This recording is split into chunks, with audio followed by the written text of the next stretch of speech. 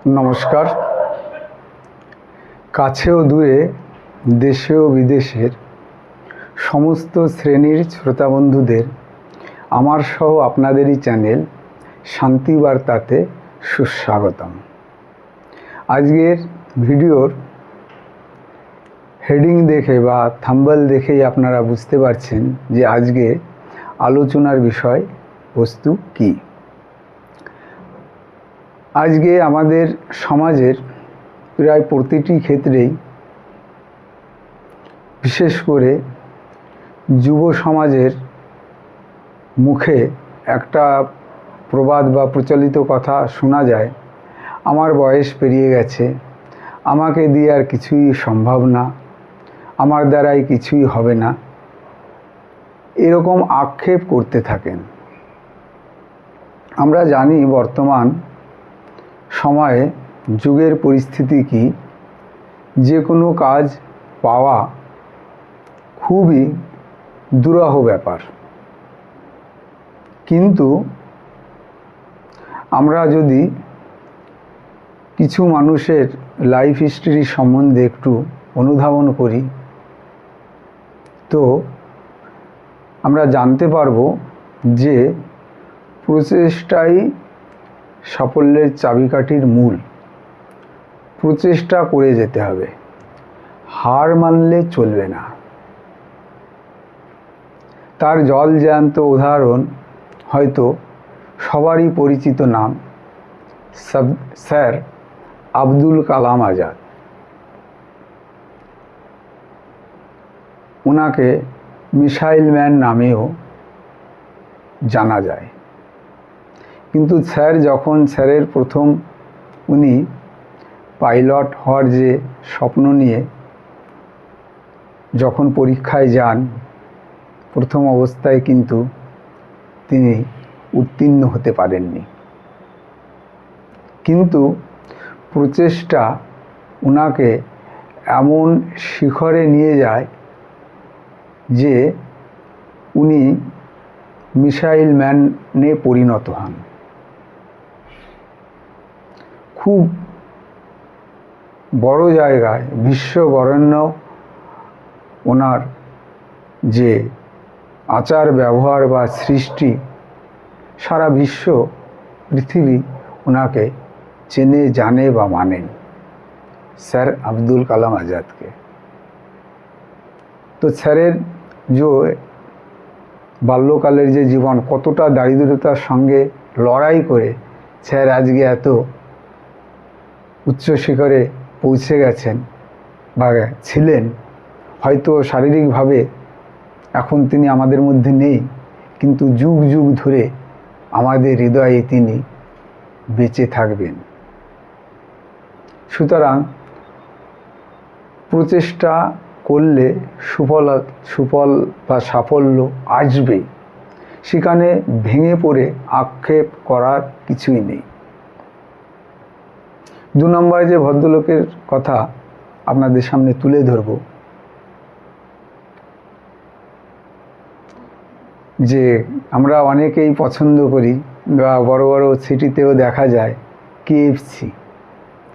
তো কেএফসি যিনি প্রতিষ্ঠাতা ছিলেন কর্নেল স্যান্ডারাস, ওনার আর্থিক অবস্থার এতটাই অবনতি হয়, জানা যায় যে শেষ বয়সে ওনার স্ত্রী ওনাকে ত্যাগ করেন। কিন্তু স্যার কর্নেল স্যান্ডারাস উনি কিন্তু নিজে ভেঙে পড়েননি। অদম্য ইচ্ছাশক্তির প্রয়াস ও প্রচেষ্টায় তিনি কেএফসির সৃষ্টি করেন। আজকে বিশ্বের বাজারে তিনি হয়তো শারীরিকভাবে নেই, কিন্তু তার নাম ও ছবিটা এখনও কিন্তু কেএফসির যে স্টোর, যে রেস্টুরেন্ট, তার সামনে বিরাজমান। তার বয়স কিন্তু অনেক বেশি হয়ে গেছিল যখন তিনি কেএফসিতে প্রতিষ্ঠাতা পান, 60 ঊর্ধ্ব হয়ে গেছিল। তো এখান থেকে আমাদের জীবনের উদ্দীপনার সৃষ্টি করতে হবে, সেলফ ডেভেলপ করতে হবে, নিজের স্কিলটাকে ডেভেলপ করতে হবে। যে কোনো কাজ, যে কোনো মুহূর্তে যে কোনো কাজ পাওয়া যায় সেটাকে ভালোবাসা দিয়ে মন দিয়ে করতে হবে। 3 নম্বর যিনি ছিলেন, না বললেই নয়, এই যে আলোয় আলোকিত হয়ে এই যে ভিডিওটা আপনাদের সামনে উপস্থাপন করছি, এই যে ইলেকট্রিক বাল্ব যিনি আবিষ্কারক, স্যার আলভা এডিসন বাল্বের আবিষ্কারক, বাল্ব আবিষ্কার করেন। জানেন কি কতবারের প্রচেষ্টার পরে উনি সফলতা পান?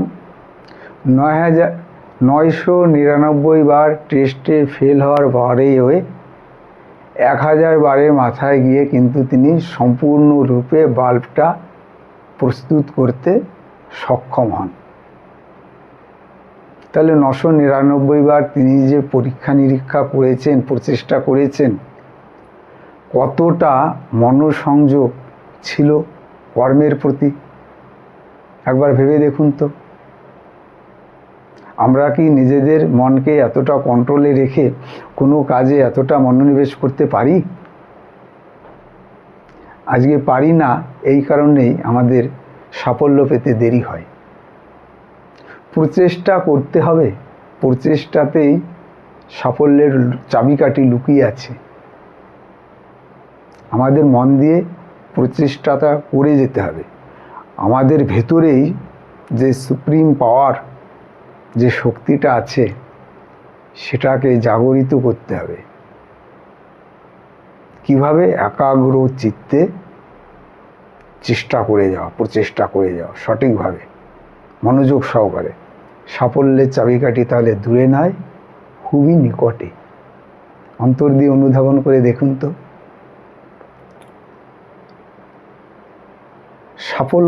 সফলতার জন্য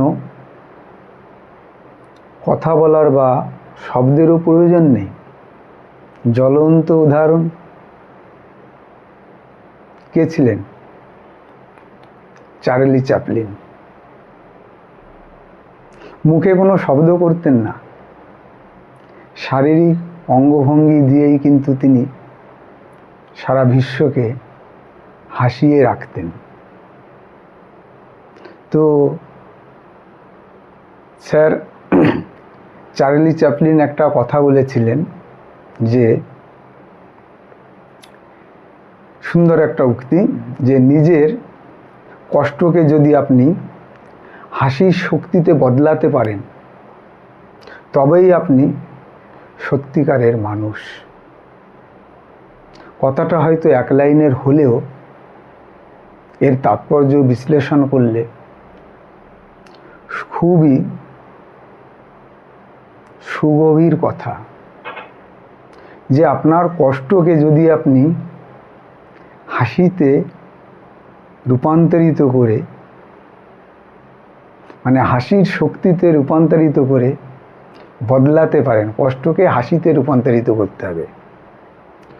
ওই যে শক্তি, ওই শক্তির পাওয়ারে আপনি সত্যিকারের মানুষ আর সত্যিকারের সফলতা অর্জন করতে পারবেনই পারবেন।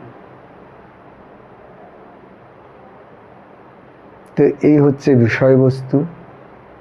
প্রচেষ্টাই সাফল্যের চাবিকাঠি। সঠিকভাবে সঠিক জায়গায় প্রচেষ্টা করে যেতে হবে, এই আমাদের একমাত্র লক্ষ্য, ধ্যান জ্ঞান হওয়া উচিত। আসুন না সবাই মিলে চেষ্টা করে দেখি। পরিশেষে আবারও সেই একই কথা বলবো, আমার এই ভিডিও যদি আপনাদের কিঞ্চিত উপকারে লাগে তাহলে অবশ্যই ভিডিওটি সাবস্ক্রাইব করবেন, লাইক করবেন, কমেন্ট করবেন এবং প্রিয়জন ও বন্ধুবান্ধবদের মধ্যে শেয়ার করে আমার পাশে থাকবেন। সবাই ভালো থাকুন, সুস্থ থাকুন, হাসি খুশি থাকুন, এই প্রার্থনায় এখানেই শেষ করছি। নমস্কার।